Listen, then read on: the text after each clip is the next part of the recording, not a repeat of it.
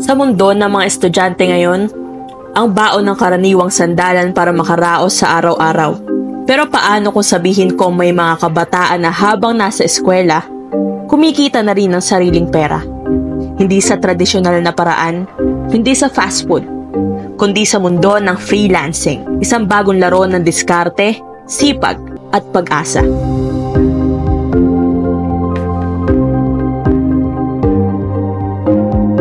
Pero teka, ano nga ba ang freelancing? Ang freelancing ay isang uri ng trabaho na ikaw may hawak ng oras mo. Hindi ka boss, hindi ka empleyado. Ngunit, may kliyente ka. Dito, ay ikaw mismo ang magde-design, mag-manage ng social media, maging virtual assistant o gumawa ng content. At oo, lahat ng ito ay ginagawa online. Kilalanin natin si Michael, isang 21 taong gulang na architecture student sa Mapua University. Isa lamang siya sa mga estudyanteng sumabak sa freelancing habang nag-aaral. Ano yung main age and saan ka currently ngayon nakatira and your school? So hi, I'm Michael Luisa Belin, 21 years old and currently living in San Jose del Monte, Bulacan, and I'm studying at Mapua University. Kailan ka nagsimula sa pag-freelance? I started freelancing way back 2019. Na-influensyahan ako. It's because nag-start to nung nagpagawa yung teacher ko sa akin dun sa previous school ko, yung grade school. Then, after that, tinuloy-tuloy ko na since parang I saw an opportunity kung paano kumita and magkaroon ng income. I studied kung ano nga ba yung galaw sa freelance and paano nga ba nag-exist yun. So, anong klaseng trabaho or ano yung niche mo nung first months mo sa freelancing? My first niche that time was I started in digital portrait and digital animation and so on. Then nag-transition sa graphic design, photography, videography and so on. Part ka ba ng project or long-term base? Before I am a part of project base, but for now I am hoping na magkaroon na ng long-term base which is magbibigay sa akin ng income every month. Ilang projects yung una mong nakuha sa first month? I can't say, but siguro estimatedly like around 20. Kasi this time, ito yung start ng pandemic. Nagsisimula na gumawa yung mga teachers ng learning modalities na modules. Yung mga illustrations doon sa kanila pinagawa, then siguro yun, umabot ng 20 illustrations. Then yung bayad doon is per illustration. Then for the last few months, nakakailan ka per month? Estimatedly siguro around 5 big clients or big projects. Then, ano sa tingin mo yung mga benepisyo na nakukuha ng mga students sa freelancing compared sa mga traditional na part-time jobs? Pinaka-main benefits talaga ng freelancing is hawak mo yung oras mo. But it also depends pa rin sa client. Meron akong client na na-encounter na meron silang timer, which is kailangan mo buno yung 8 hours a day or 10 to 15 hours a week. Ayun, so yun yung isa sa benefits ng freelance. Ano sa tingin mo yung mga skills na tatalayan ng mga taong gustong mag-succeed sa freelancing? Siguro talent, hobby, and dedication. Kasi kung wala ka ng mga yun, if you're not willing to learn and you're not willing to explore, I can't say hindi ka magsasurvive sa freelance. Ito ay isang uri ng self-employment kung saan nagbibigay ng serbisyo ang isang tao sa iba't ibang kliyente gamit ang internet. Sa buong mundo, tinatayang halos kalahati ng lakas paggawa ay binubuo ng mga freelancer. Mahigit 1.5 billion na tao ang nagtatrabaho sa ganitong paraan. Sa US pa lang, higit 64 million na tao ang freelance workers na nagbibigay ng mahigit $1.2 trillion sa kanilang ekonomiya. Dito sa Pilipinas, tinayang 27% ng mga manggagawa ang self-employed at mahigit 1.5 million ang nakikilahok sa mga global freelancing platforms. Noong taong 2020, pumalo ng 208% ang pagtaas ng kita mula sa freelance work. Sa kabila ng kinang ng dagdag kita, may mga hindi tayo nakikitang kwento. Pressure sa deadlines, kulang sa tulog, pagod sa klase. At minsan, nawawala na rin ng oras para sa sarili. Paano mo na ma-manage yung time mo between freelancing and studies? Naaapektuhan ba ito? To be honest, yes. Naapektuhan kasi since yung program ko is related to architecture, nung nakaraang previous months, nagkaroon ako ng struggle with my client. Umabot sa time na nadidelay yung gawa ko. Ayun, yun yung naging main problem ko. Ano naman sa tingin mo yung pinakamalaking challenge na naranasan mo as a student freelancer? Nakaranas ka na ba ng mga scams or problems sa mga clients mo? And then, paano mo ito hinandle?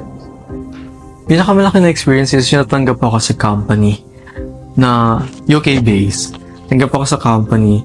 Then, they gave me a laptop. Yeah, provided everything. Like, I was dreaming na, okay, everything will run smoothly. But, sinabi nung HR sa akin na magpretend ako na experience ako sa field na binigay niya sa akin dun sa client. And then, after 3 days, client said, I will going to terminate you. Yun. From higher, tas naging down. Halos, umiyak ako noon kasi nung time na yun, pinapa-deliver na yung laptop, pati yung ibang equipment na binigay sa akin. Then, in terms of scams, yeah, I encountered some scams na magpapagawa, and then after that na, kasi ako, nung nag-start ako, hindi ako nagpapa-down talaga. Meron pang akong tricks na, or offer na, kapag walang gawa mo sa akin, free na yon. Then later on, parang, nanamantala, yun, hindi na binayaran. Okay, so na-handle ko yun kasi most of my clients are referral-based. Kumbaga, pag may nagpagawa na to, nagandahan, i-refer ako sa kakilala niya. So, kapag yun, yung kakilala niya is tinakbuhan ako or possibly scam, ang ginagawa ko, kinokontak ko yung nag-refer. And then sila yung nangungulit dun sa client na yun. And then, so far, nababayaran naman. So ngayon, for the last few months, naka-encounter ka pa ulit ba ng mga scams? Actually, hindi ako naka-encounter ng scams. Naka-encounter ako ng ghosting. When I say ghosting, I have a long-term client na nagpapagawa sa akin palagi. Then, na-lost on track ako dun sa total na, or hindi ko nalista lahat ng mga pinapagawa niya kung how much na yon. Ang sinabi ko lang mag-send siya. Kung meron siya, kung sosobra yung sinend niya, pupunan ko ng edit ng graphics. But later on, nung nagkaroon ako ng free time, tapos na yung meron na kaming summer break, na-compute ko na lahat. And then umabot ng mahigit 5 digits yung total nung kulang niyang payment. Biglang hindi na siya nagparamdam. But good thing is, this is a referral base. So ang kinulit ko na maningil is yung kakilalang nag-refer sa kanya. Ang nakukuha pa lang ngayon na amount is around 70% ng payment. So another question is, ano-ano yung mga tools, equipments, or apps na ginagamit mo sa pag-freelance? Actually, if hindi kayo maniniwala, nag-start ako sa PowerPoint na software. Just ginawa ko siyang parang Adobe Illustrator. So yun yung naging strength ko, minaster ko yung PowerPoint, but hindi ko nire-recommend na sa PowerPoint hindi kayo magsimula. Well, I can recommend na gumamit kayo ng, kung phone or mobile yung gagamitin nyo, gumamit kayo ng IBIS Paint since madali lang siya. Then, try to explore more Canva since Canva nagiging powerful na siya and lahat ng mga tools doon is nagiging automatic. Hindi na siya katulad ng sa Photoshop na iisa-isahin mo. Ayun. Ito si Miss Ana. isang professional freelancer na may mahigit 5 taon nang may karanasan sa graphic design at virtual assistant. Paano po kayo nagsimula sa freelancing? Noong college ako, way back 2016, binala kong magkaroon ng pera habang nag-aaral. So, I started applying sa isang online job site na nakita ko. And there, nagkaroon ako ng projects. Nung una, mga simpleng design lang, graphic designs. Pero kalaunan, nagkaroon naman ako ng mga regular clients. Ano po sa tingin yung pinakamalaking advantage ng freelancing sa isip? Siguro yung hawak ko yung oras ko. Kasi pwede rin akong mamili ng project na gusto kong gawin and kung kailan ko gustong simulan yun. Ano naman po sa tingin niyo yung mga hirap o dinadanas ng mga freelancers? Ay, ito talaga yung